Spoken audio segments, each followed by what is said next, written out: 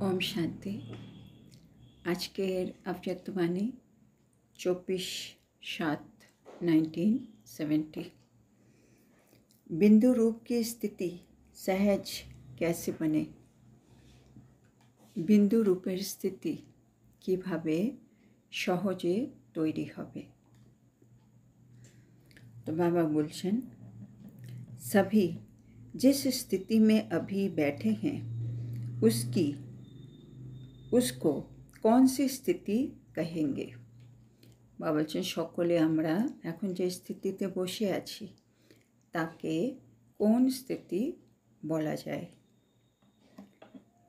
व्यक्त में अव्यक्त स्थिति ताके বলা হয় व्यक्त থেকে अव्यक्त स्थितिते। बाप दादा से मुलाकात करते समय बिंदु रूप की स्थिति में स्थित रह सकते हो। बाबा जिज्ञेस करছেন, আমরা যখন বাপ দাদার সাথে মুলাকাত করি মানে দেখা সাক্ষাৎ করি তখন আমরা কি বিন্দু রূপের স্থিতিতে স্থিত থাকতে পারি। মানে আমরা বিন্দু রূপের স্থিতিতে স্থিত হয়ে বাপ দাদার সাথে দেখা সাক্ষাৎ করতে পারি কি। हर एक ने अपना अपना विचार सुनाया। तो प्रत्येकेई निजेर निजेर चिंता भावना बाबा के शोनालेन। बिंदु रूप की स्थिति विशेष किस समय बनती है। बाबा जिज्ञेस करছেন, बिंदु रूपेर स्थिति विशेष कोन समये तैरी हय। माने आमी आत्मा कोन समय बिंदु रूपेर स्थितिते विशेष भावे स्थित होते पारी। जब एकांत में बैठते हो तब या चलते फिरते भी हो सकती है। बाबा बोलছে बिंदु रूपेर स्थितिटा बाबा बोलছে যখন আমরা একান্তে বসি তখন আমরা স্থিত হতে পারি নাকি চলতে ফিরতেও আমরা বিন্দু রূপে स्थित होते पारी। अंतिम पुरुषार्थ याद की ही है। बोलছে আমরা এখন যত রকমের পুরুষার্থ করি না কেন শেষ পুরুষার্থ अंतिम पुरुषार्थ হলো স্মরণ করার পুরুষার্থ, है ना। আমাদের পুরুষার্থের শেষ স্টেজ अंतमति सोगति। निरंतर बाबाके स्मरण करते करते एक समय बाबा के स्मरण करे शरीर छाड़ब। सेजন্য अंतिम पुरुषार्थ याद की ही है।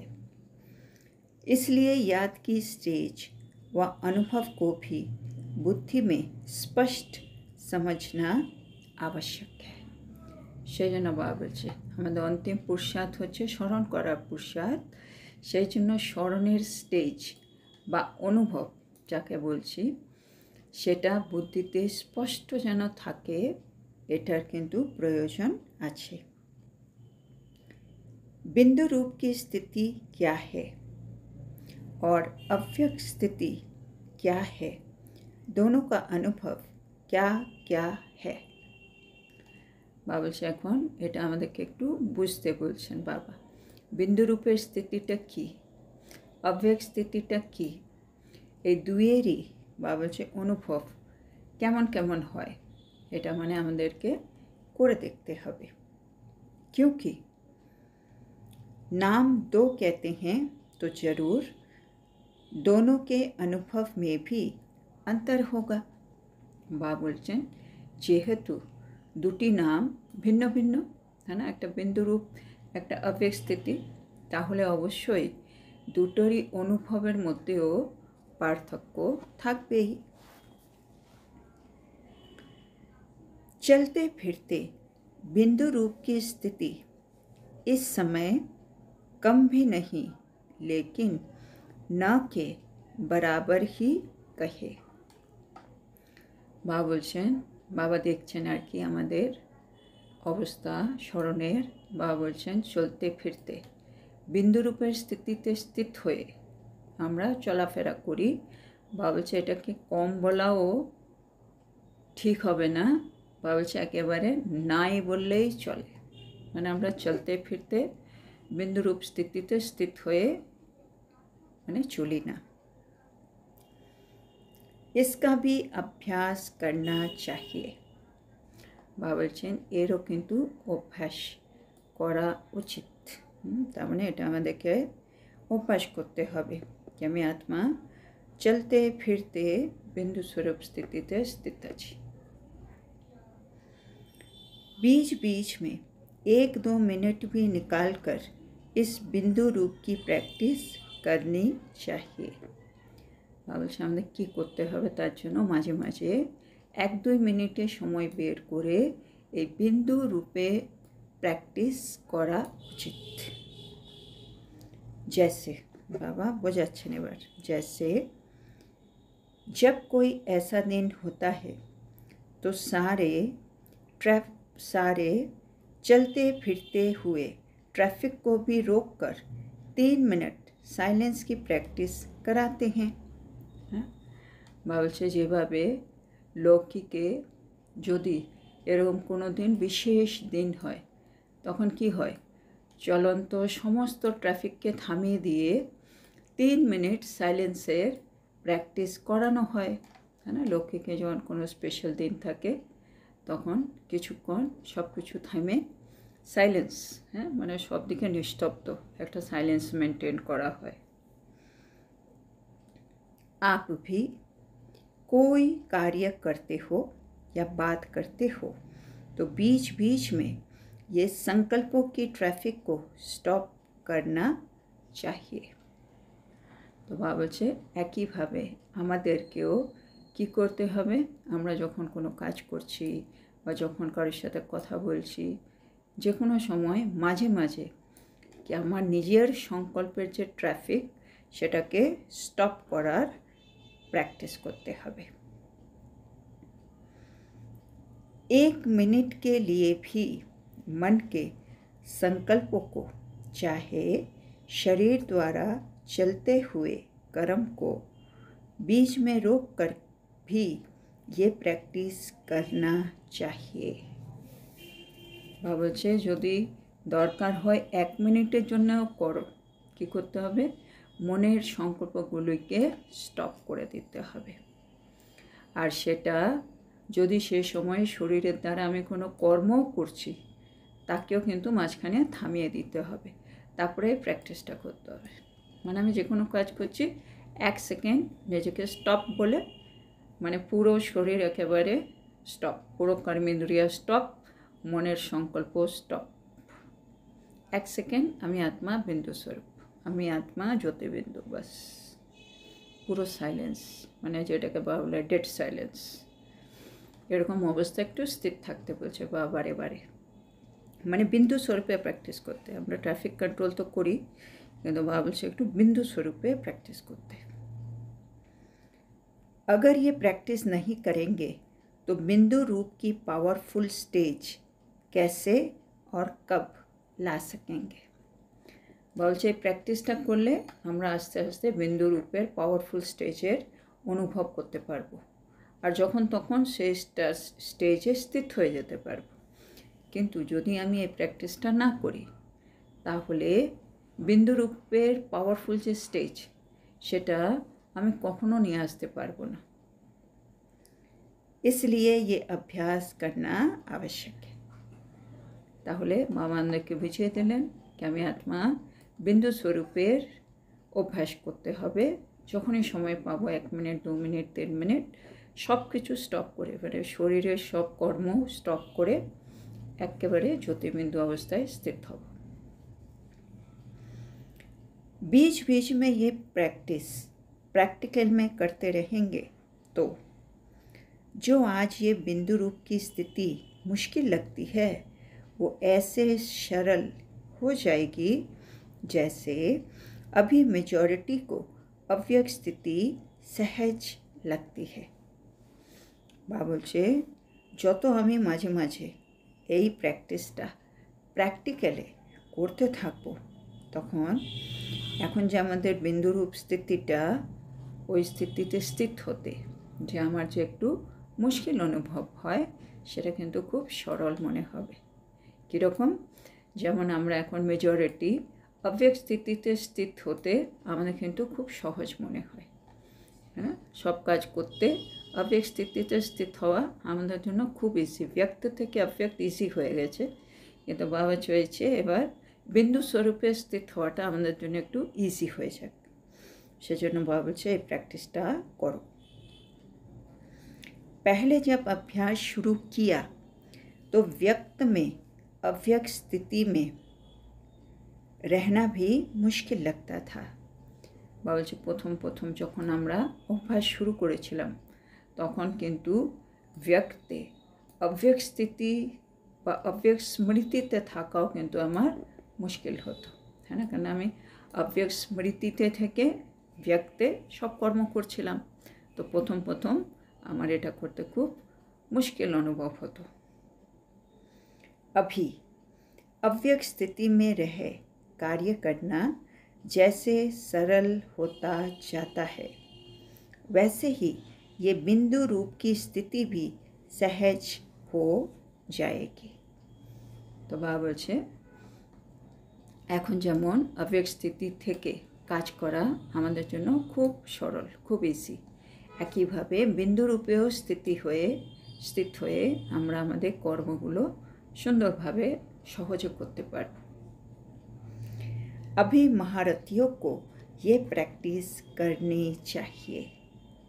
বাবা বলছে এখন এই প্র্যাকটিসটা মহারথী যারা আছে তাদের কিন্তু করা উচিত।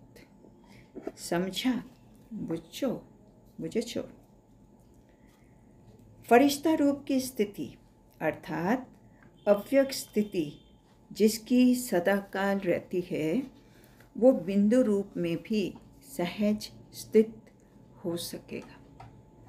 এবার বাবা আরও কন্ডিশন দিচ্ছে, মানে বিন্দু রূপে স্থিত কারা সহজে হয়ে যাবে, যারা বাবা বলছে ফরিস্তা রূপের স্থিতিতে বা অব্যক্ত স্থিতিতে যারা সদাকাল স্থির থাকতে পারে তারা কিন্তু বিন্দু রূপ স্থিতিতেও সহজে স্থিত হয়ে যাবে।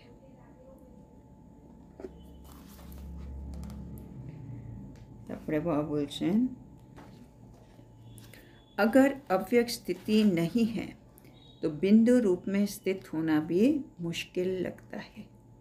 और यदि आमार प्रैक्टिस ना थाके अव्यक्त स्थितिते स्थित हওয়ার, ताहले एखन बिंदु रूपीय स्थित हवा आमार जन्य मुश्किल मने होबे। इसलिए अभी इसका भी अभ्यास करो। सेजন্য এখন থেকে আমাদেরকে এই অভ্যাসটাও করতে হবে। शुरू में अव्यक्त स्थिति का अभ्यास करने के लिए कितना एकांत में बैठ अपना व्यक्तिगत पुरुषार्थ करते थे। बाबा আমাদেরকে মনে করিয়ে দিচ্ছে প্রথমের দিকে অব্যক্ত স্থিতির অভ্যাস করার জন্য মানে সবাই একান্তে বসে নিজের ব্যক্তিগত পুরুষার্থ কিন্তু করতো, হ্যাঁ না, এটা একান্ত ব্যক্তিগত পুরুষার্থ, এটা তো একসাথে বসে কিছু করার নেই, আমি আত্মা মাঝখানে একটা ব্রেক নিচ্ছি, হ্যাঁ না, তো এটা একান্তে বসে ব্যক্তিগত পুরুষার্থ। বাবা বলছে প্রথমে কিন্তু এর মধ্যে আমরা অনেকটা সময় দিয়েছি। वैसे ही इस फाइनल स्टेज का भी पुरुषार्थ बीच में समय निकाल कर करना चाहिए। तो এটা ছিল প্রথমের দিকের, আর বাবা বলছে একইভাবে এটা হচ্ছে ফাইনাল স্টেজের পুরুষার্থ, আর তার জন্য এখানেও তোমাদের মাঝে মাঝে সময় বের করা উচিত। ये है फाइनल सिद्धि की स्थिति, আর এটাই হবে আমাদের ফাইনাল সিদ্ধির স্থিতি, মানে बिंदु रूपे स्थित হয়ে আমি व्यक्ते আসব, এটা फाइनल सिद्धिर स्थिति। इस स्थिति को पहुंचने के लिए एक बात का विशेष ध्यान रखना पड़ेगा। আমি যদি এই স্থিতিতে পৌঁছতে চাই তাহলে বাবা বলছে একটি বিষয়ে বিশেষ মনোযোগ দিতে হবে। आजकल वो गवर्नमेंट कौन सी स्कीम बनाती है। बाबा বলছে আজকালে যে গভর্নমেন্ট আছে উনি কোন স্কিম তৈরি করেন। उनके प्लान्स भी सफल तब होते हैं जब पहले पहले ये लक्ष्य रखते हैं कि सभी बातों में जितना हो सके इतनी बचत हो। বাবুচে সরকারেরও স্কিমগুলো কীরকম থাকে, তাদের প্ল্যানও তখনই সফল হয় যখন তারা প্রথম থেকেই লক্ষ্য রাখে কি সকল বিষয়ে যতদূর সম্ভব আমাদেরকে সাশ্রয় করতে হবে, হ্যাঁ না, বাচত করতে হবে, মানে সেভ করতে হবে, যেটাকে বাবা বলে কম খরচ বালা নসীন, কম খরচায় কাজটা করে ফেলতে হবে। बचत की योजना भी करते हैं ना, तो সরকারও যখন কোনো স্কিম বের করে তার মধ্যে সাশ্রয় করার স্কিম যোজনাও কিন্তু ওনারা করেন। समय बचे, पैसे बचे, एनर्जी की भी बचत करना चाहते हैं, है ना। সরকারও কী চায়, সময়ের সাশ্রয়, পয়সা সাশ্রয়, এনার্জির সাশ্রয়, এগুলো সব ওনারাও চান। एनर्जी कम लगे और कार्य ज़्यादा हो, तो हमारे करते कि है एनार्जी कम लागुक और काजटा एकटू बेशी हो जाक।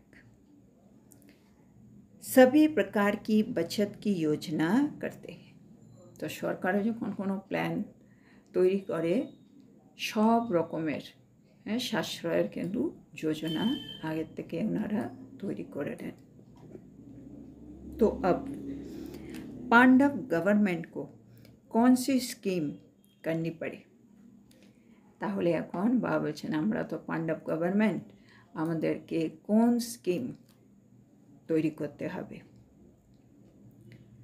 ये जो सुनाया कि बिंदु रूप की संपूर्ण सिद्धि की अवस्था को प्राप्त करने के लिए पुरुषार्थ करना पड़े, तो আমাদের এখন স্কিম কি पांडव गवर्नमेंटेर বাবা বলছে যেটা আমি তোমাদেরকে শোনালাম, বিন্দু রূপের সম্পূর্ণ সিদ্ধির অবস্থা প্রাপ্ত করার জন্য পুরুষার্থ, এটা হচ্ছে আমাদের স্কিম पांडव गवर्नमेंटेर। अभी जिस रीति चल रहे हैं उस हिसाब से तो सभी यही कहते हैं कि बहुत बिजी रहते हैं, एकांत का समय कम मिलता है, अपने मनन का समय भी कम मिलता है। বাবা বলছেন এখন আমরা যেভাবে পুরুষার্থ করছি, যেভাবে আমরা চলছি, পুরুষার্থের পথে এগোচ্ছি, তখন তো আমরা বাবাকে একটাই কথা বলবো, বাবা আমরা খুব বিজি থাকি, জানো, ব্যস্ত থাকি, একান্তের সময়ে তো কম পাই, নিজের মনন চিন্তনেরও আমরা সময় পাই না, है ना। তাহলে বাবা আপনি যে বলছেন মাঝে মাঝে বিন্দু রূপে স্থিত হতে, এটার জন্য টাইম কোথায়, আমরা বাবাকে বলবো। এবার বাবা বলছেন लेकिन समय कहाँ से आएगा, বাবা বলছেন তাই তো সময় তাহলে কোথা থেকে পাওয়া যাবে, হ্যাঁ না। সবার কাছে তো একই সময় 24 ঘন্টা, যা কিছু করতে হবে এর মধ্যেই করতে হবে, কেন বাবা বলছে সময় কোথা থেকে আসবে। दिन प्रतिदिन सर्विस भी बढ़ती जानी है और समस्याएं भी बढ़ती जानी है। ভাবছে যত দিনের পর দিন আমরা মানে সঙ্গম যুগের শেষ সময়ের দিকে এগিয়ে যাচ্ছি, তত কী হবে, সার্ভিস কিন্তু বাড়তে থাকবে, আর তার সাথে সাথে কী বাড়বে, সমস্যা, সমস্যাও বাড়বে, সার্ভিসও বাড়বে, আর কি হবে। और ये जो संकल्पों की स्पीड है वो भी दिन प्रतिदिन बढ़ेगी, আর সাথে সাথে বাবা বলছে আমরা যে সংকল্পর স্পিড আছে, মানে যে স্পিডে আমার মন সংকল্প করে সেটাও কিন্তু দিনকে দিন बढ़ते থাকবে।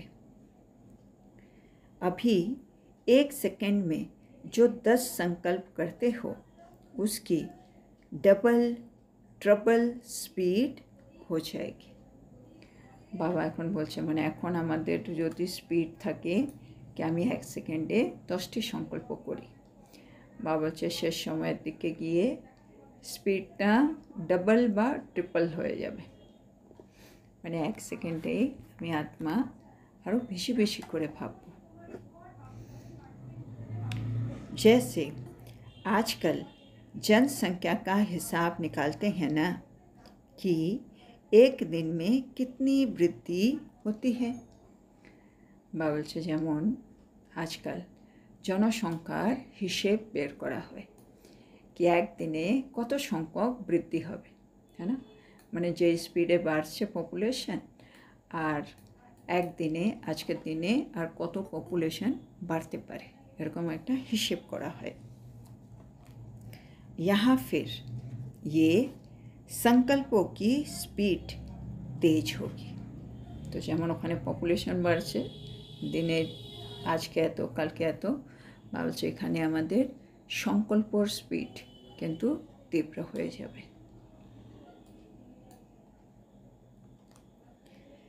एक तरफ संकल्पों की, दूसरी तरफ इविल स्पिरिट्स यानी आत्माओं की भी वृद्धि होगी।